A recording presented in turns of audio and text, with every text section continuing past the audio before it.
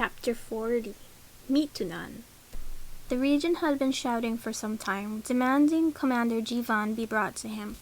But there was no sign of the commander or any of the regent's personal guard.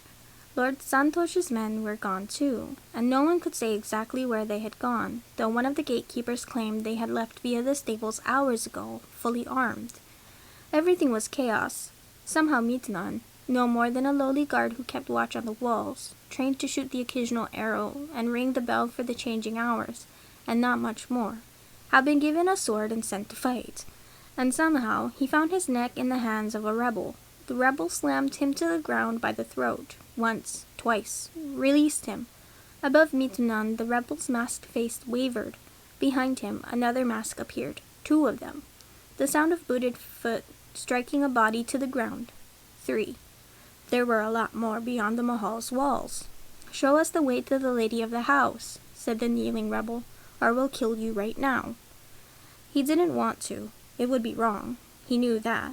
But he could hear yelling and the whistles of arrows falling. The thud and hiss of steel. He could hear the gasps of other guards, wounded and dying around him. He did not want to die. To his left, one of his fellow guards was rising up on his elbows, gasping for breath. "We won't do it," the guard choked out. "Won't." His words stopped. A wooden sword had been shoved into his chest. Around the hilt his skin burned, blistering with heat. Mitunan shuddered. "So," said the kneeling rebel, still watching him, "what will you do?" "I will show you," Mitunan said, swallowed. "Please, don't." The rebel dragged him to his feet.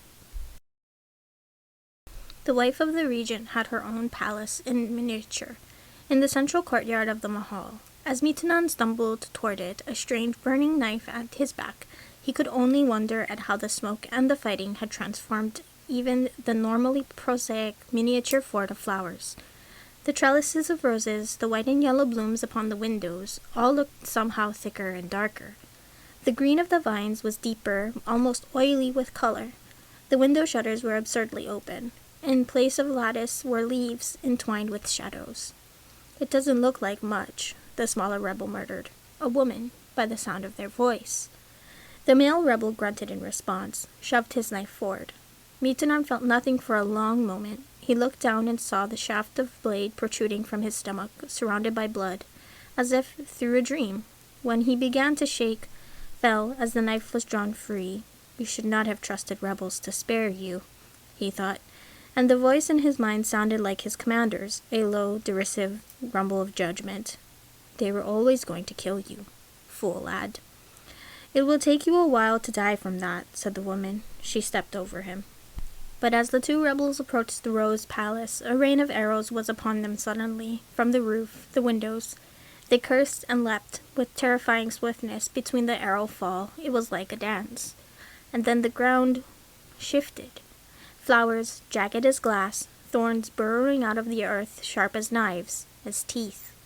He heard them as if through water, saw them wavering, shifting as his vision failed. The earth was swallowing the woman's feet. She screamed, fighting it. But the gentle expanse of flowers the Lady Bhumika had planted with her own hands, long ago, had somehow consumed her up to the ankles. The ground was bloody around her. Something green speared through the male rebel's chest. "It will take you a while to die from that, too." Mitunan wanted to crow, but he had no words left in him. Everything had seeped out of him. The darkness enfolded him like a cloak.